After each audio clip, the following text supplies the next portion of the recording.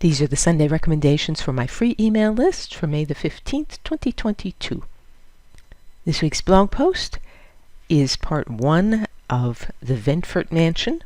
Ventfort is a Berkshire cottage, which means a Gilded Age summer mansion in Massachusetts. These are photos that I took in 2022. Second recommendation, Beethoven's 7th Symphony. I'm giving you the 4th movement. I'll explain why later. Heather MacDonald is one of the few political writers whom I read regularly. I'm going to give you a long quote from her essay, Classical Music Under Racial Attack, because it tells me things that I did not know.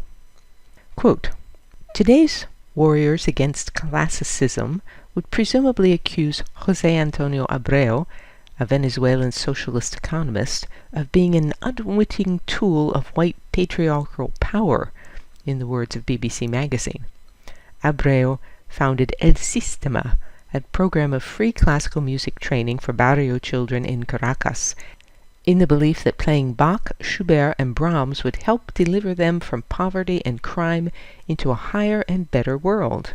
El Sistema, Abreu said in 2008, was meant to, quote, reveal to our children the beauty of music so that music shall reveal to our children the beauty of life." End of quote.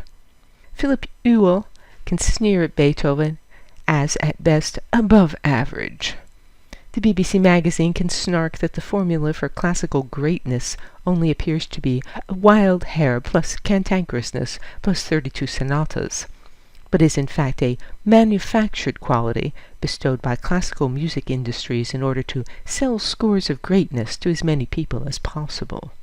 The graduates of El Sistema know better, including its most famous product, Gustavo Dudamel, conductor of the Los Angeles Philharmonic.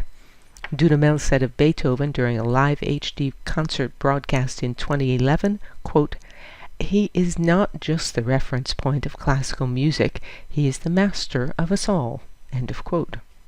The 7th Symphony is, he says, happiness. It's the only word I can find perfect for this music. End of quote. So I'm giving you Dudamel conducting the 4th movement of the 7th Symphony.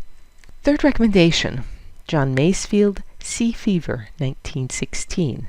I'm on the road this week. This piece is for the southern end of the journey.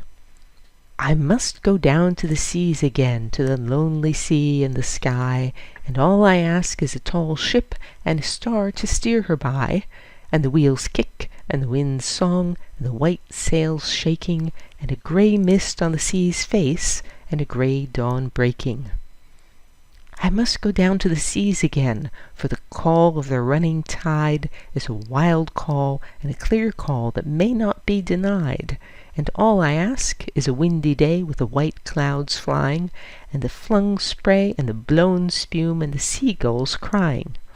I must go down to the seas again, to the vagrant gypsy life, to the gull's way and the whale's way, with the winds like a whetted knife. And all I ask is a merry yarn from a laughing fellow rover, and a quiet sleep and a sweet dream when the long trick's over." The 4th recommendation this week is a painting representing the other end of my travel this week. DianeDuranteWriter.com has hundreds of posts on sculpture, painting, architecture, and my other obsessions. To join the free Sunday recommendations email list, visit the URL that's on the screen or email me. And you can say, "Well done, Diane," or support my work and receive rewards by means of the tip jar on DianeDuranteWriter.com. As always, thank you for listening.